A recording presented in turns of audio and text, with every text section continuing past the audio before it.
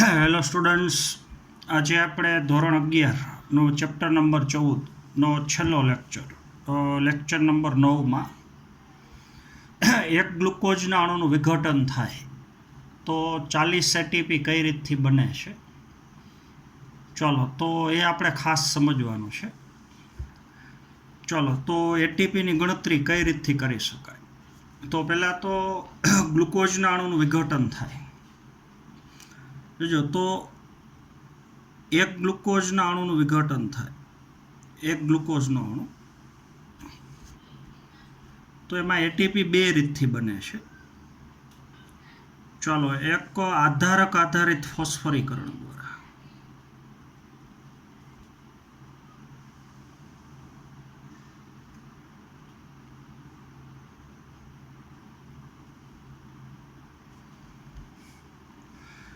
ચાલો, અને બીજે એટીપી બને છે ઓક્સિડેટિવ ફોસ્ફરીકરણ.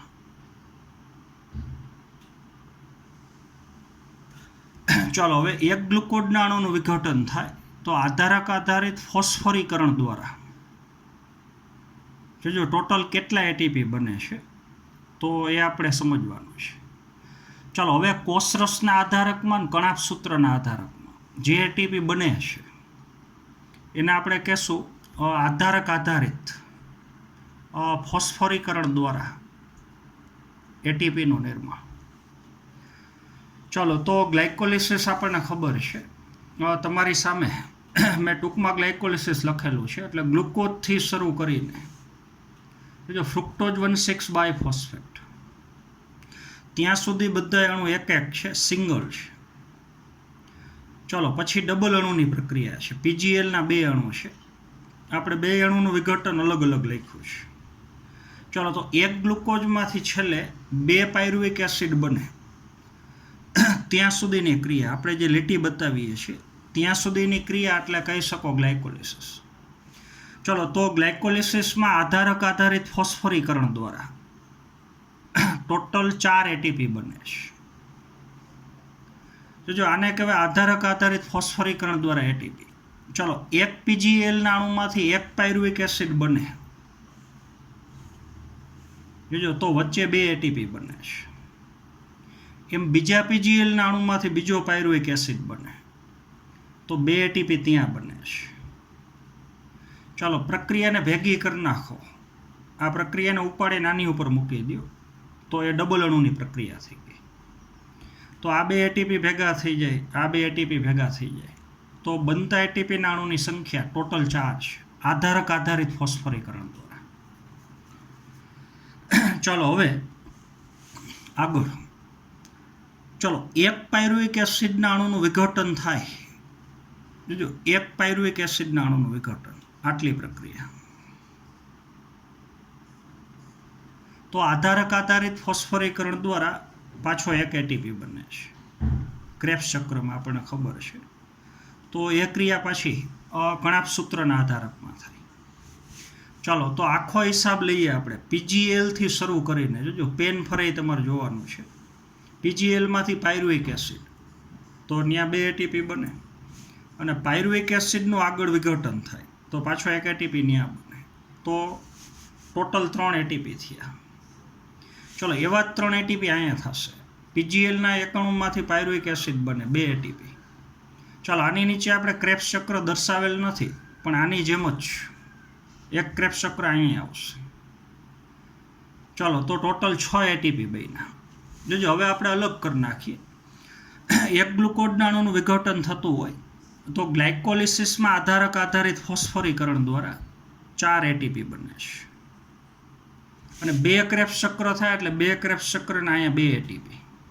જ્યારે સક્સિનાઇલ કોએન્ઝાઇમ એનું રૂપાંતરણ સક્સિનિક એસિડમાં થતું હોય. ચાલો, તો આધારક આધારિત ફોસ્ફરીકરણ દ્વારા ટોટલ 6 એટીપી બને છે, 4 ગ્લાયકોલિસિસમાં અને 2 ક્રેબ્સ ચક્રમાં. એટલે અહીંયા આપણે લખીએ છીએ 4 + 2, ટોટલ સંખ્યા થઈ ગઈ 6. ચાલો, હવે ઓક્સિડેટિવ ફોસ્ફરીકરણ દ્વારા જોજો, એટલે જરાક શ્વસનનો ત્રીજો તબક્કો થયો. તો ત્રીજા તબક્કાની અંદર એટીપીના કેટલા અણુ બને છે તો એની આપણે ગણતરી કરવાની છે. તો 34 એટીપી બને છે ઓક્સિડેટિવ ફોસ્ફોરીકરણ દ્વારા. અહીંયા 34 એટીપી બને છે.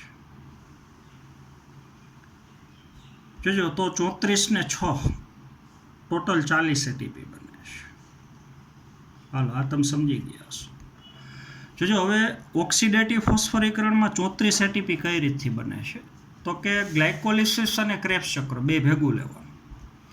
એમાં જે NADH2 ને FADH2 ના અણુ બને છે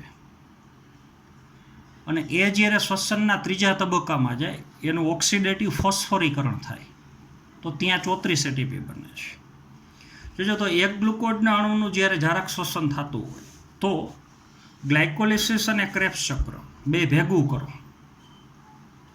તો બનતા NADH2 ને FADH2 ના અણુની સંખ્યા 10 NADH2 બને ને 2 FADH2. જોજો એ આપણે ગણવાનું છે. ચલો PGLમાંથી પાયરુવિક એસિડ બને.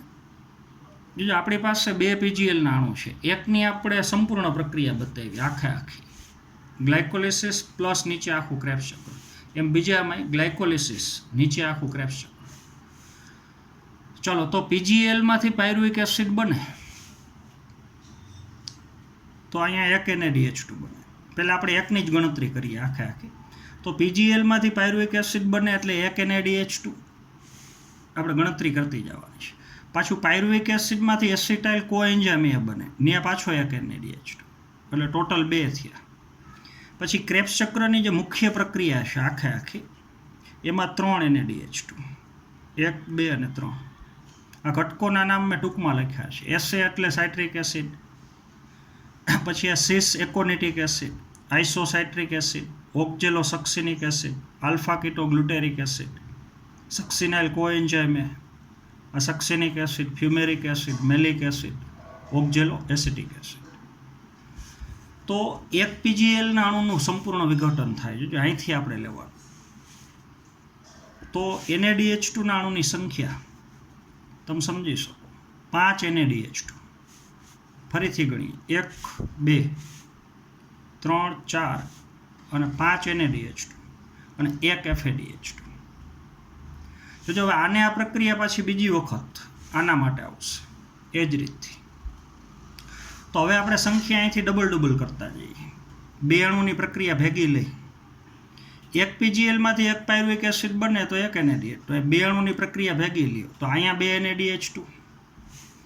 NADH2 અહીંયા એટલે 2 ને 2 4 4 ને 2 6 6 ને 2 8 8 ને 2 10 અને 2 અણુ FADH2.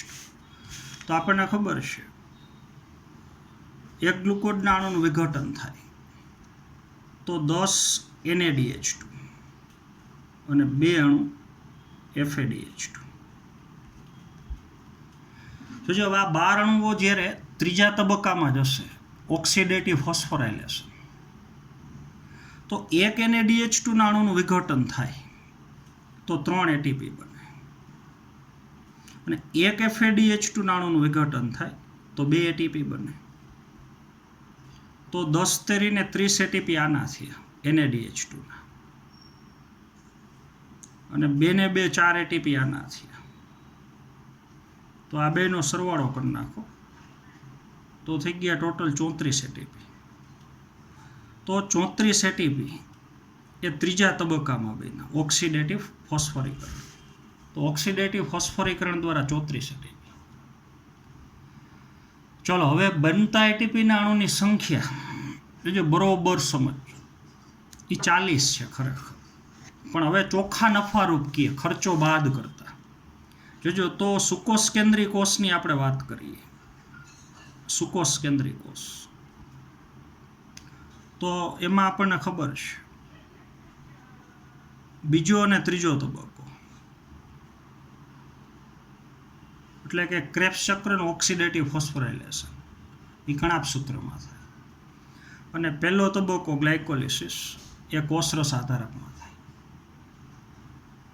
ચાલો તો હવે આપણે ખર્ચાના 4 ATP બાદ કરી નાખવાના 40માંથી. જોજો એ કયા તો પહેલાં તો ગ્લાયકોલિસિસમાં આગળ 2 ATP વપરાય છે ફોસ્ફોરીકરણ તબક્કામાં એટલે 40માંથી 2 બાદ કરી નાખો તો વધ્યા 38.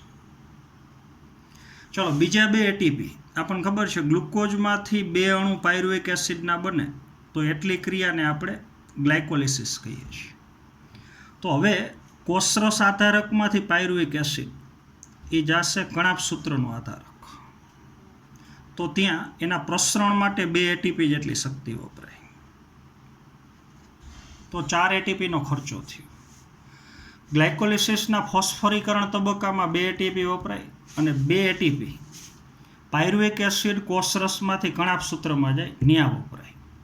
તો 40 એટીપીમાંથી 4 એટીપી બાદ કરી નાખો તો સુકોષ કેન્દ્રી કોષમાં ચોખ્ખા નફારૂપ એટીપીની સંખ્યા 38 એટીપી. આ ખાસ આપણે યાદ રાખવાનું છે. 36 એટીપી. 40માંથી 4 એટીપી બાદ થઈ ગયા. ચલો આદિકોષ કેન્દ્રી કોષ હોય જોજો બરોબર સમજો. દાખલા તરીકે આદિકોષ કેન્દ્રી કોષ છે અને એમાં જારક શ્વસન થાય છે. તો એમાં પહેલો, બીજો અને ત્રીજો એ બધાય તબક્કા ત્યાં થાય, કારણ કે એમાં કણાપ સૂત્ર હોય જ નહીં. તો આ 2 એટીપી તો એમાંય વપરાય, ગ્લાયકોલિસિસ તો થાય જ છે, એટલે એમાંય 40માંથી 2 બાદ થઈ ગયા. પણ આ 2 એટીપી ન વપરાય, કારણ કે જારક શ્વસનનો ત્રીજો તબક્કો એ કોષરસમાં ત્યાં કોષરસ પટલની બાજુમાં જ થાય, કોષરસ પટલમાં. તો પાયરુવેક એસિડના પ્રસરણમાં 2 એટીપી વપરાય, એ આદિકોષ કેન્દ્રી કોષમાં ન વપરાય. તો આદિકોષ કેન્દ્રી કોષ હોય તો એમાં ચોખ્ખા નફારૂપ એટીપીના અણુની સંખ્યા 38 એટીપી.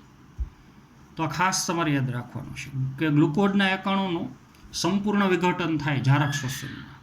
તો સુકોષ કેન્દ્રી કોષમાં ચોખ્ખા નફારૂપ એટીપી 36 છે અને આદિકોષ કેન્દ્રી કોષમાં ચોખ્ખા નફારૂપ એટીપી 38 છે. હાલો આ તમે સમજી ગયા. ચાલો હવે બીજી અગત્યની વસ્તુ. ચાલો હવે તમને અલગ અલગ રીતથી એટીપીના અણુની સંખ્યા દર્શાવેલી હોય. ચાલો દાખલા તરીકે એમ કહે કે ગ્લુકોઝના એક અણુનું સંપૂર્ણ વિઘટન થાય તો બનતા એટીપીમાંથી કણાપ સૂત્રોમાં ટોટલ કેટલા એટીપી બને તો એ આપણે ગણતરી કરવાની છે. જોજો તો કણાપ સૂત્રની અંદર બનતા એટીપીના અણુની સંખ્યા કુલ કેટલી છે તો 40માંથી 4 એટીપી જ 12 બને છે આવડા આધારક આધારિત.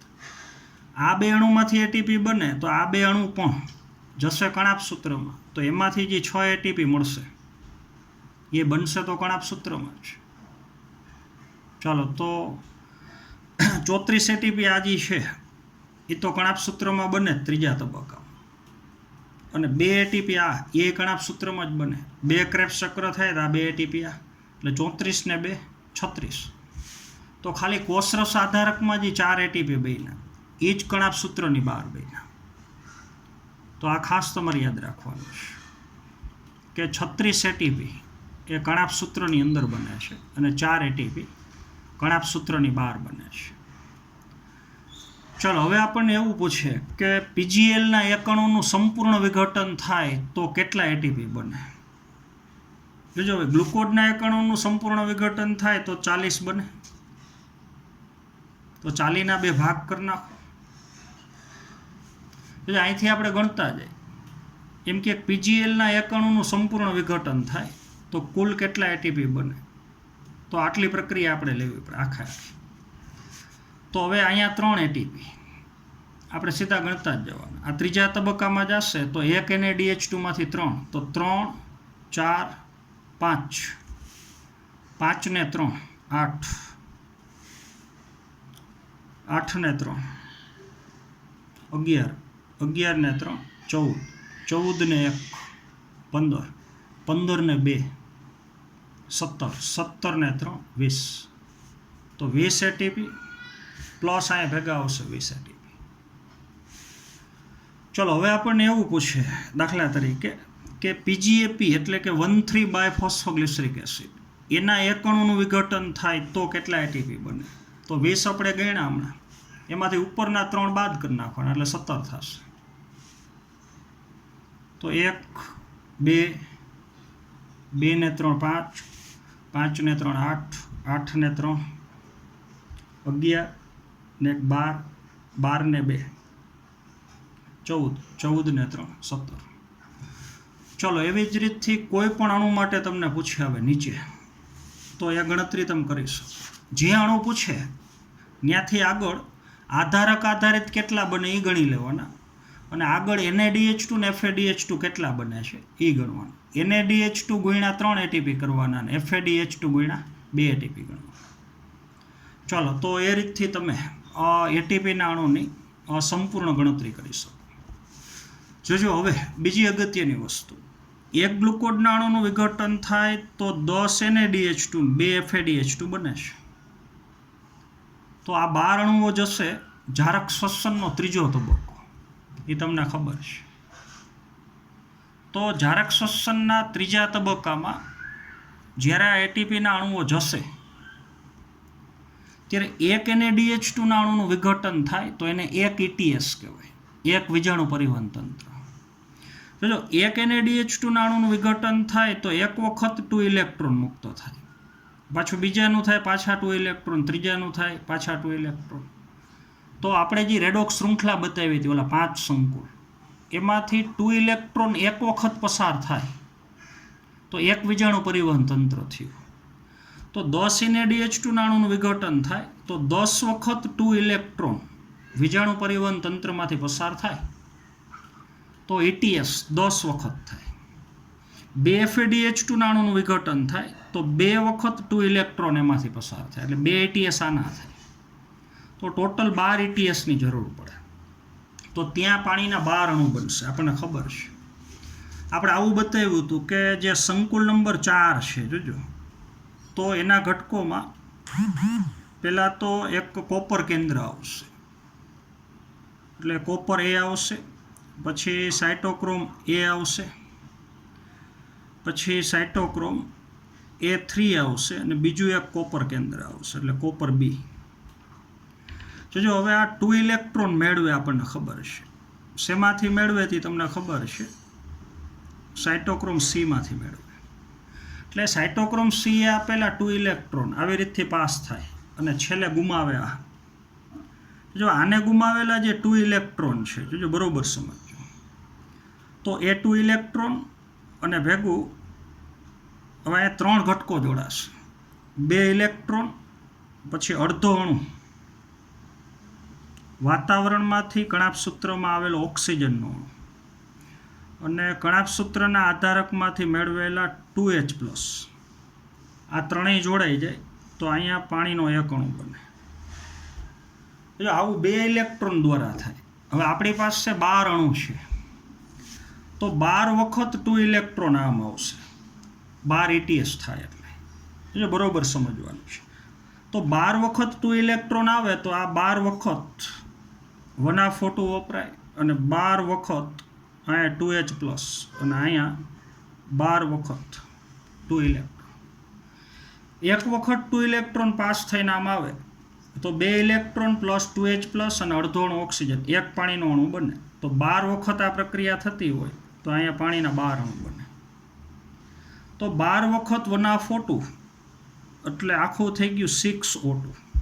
તો એ તો આપણે શ્વસનની પ્રક્રિયાના સમીકરણમાં બતાવીએ છીએ, ગ્લુકોઝ પ્લસ 6O2. ચલો તો એ ઓક્સિજન ત્રીજા તબક્કામાં વપરાતા છે. ચલો પાણીના 12 અણુ વપરાય છે એવું બને છે એવું બતાવીએ છીએ. તો એ પાણીના 12 અણુ ખરેખર જારક શ્વસનના ત્રીજા તબક્કામાં બને છે. તો ઓક્સિજનનો ઉપયોગ અને પાણીના અણુનું નિર્માણ એ ક્રિયા ખરેખર ત્રીજા તબક્કામાં થાય છે. 12 વખત આપણે ETS લઈએ તો. ચલો હવે તમને એવું પૂછે કે PGLના એક અણુનું સંપૂર્ણ વિઘટન થાય તો ETS કેટલી વખત થાય? ચાલો તો PGLના એક અણુનું સંપૂર્ણ વિઘટન થાય તો ETS 6 વખત થાય. એનું કારણ છે કે PGLના એક અણુનું વિઘટન થાય, હમણાં આપણે ગણ્યું એ પ્રમાણે, તો 5 NaDH2 બને ને 1 FADH2, તો 6 અણુ થયા, તો 6 અણુના લીધે 6 ETS થશે. 6 ETS થાય તો અહીંયા પાણીના 6 અણુ બને. 6 વખત અહીંયા 1O2 વપરાય એટલે 3O2 વપરાય. હાલો વળી પાછા PGLના અણુનું વિઘટન થાય તો પાછા પાણીના 6 અણુ બને, પાછા અહીંયા 3O2 વપરાય. ચલો, તો એવું વચ્ચેથી કોઈ પણ અણુ માટે તમને પૂછે બનતા પાણીના અણુની સંખ્યા, બનતા એટીપીના અણુની સંખ્યા, તો મેં સમજાવ્યું એ પ્રમાણે આખી તમારે ગણતરી કરવાની છે. ચલો, હવે તમને એવું પૂછે કે ગ્લુકોઝના એક અણુનું સંપૂર્ણ વિઘટન થાય તો કણાપ સૂત્રના આધારકમાં કેટલા એટીપી બને? તો કણાપ સૂત્રના આધારકમાં ફક્ત 2 જ એટીપી બને,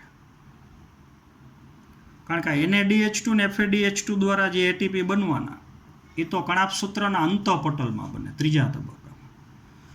તો એક ગ્લુકોઝના અણુનું પૂર્ણ વિઘટન થાય તો આવા ક્રેબ્સ ચક્ર 2 વખત થાય.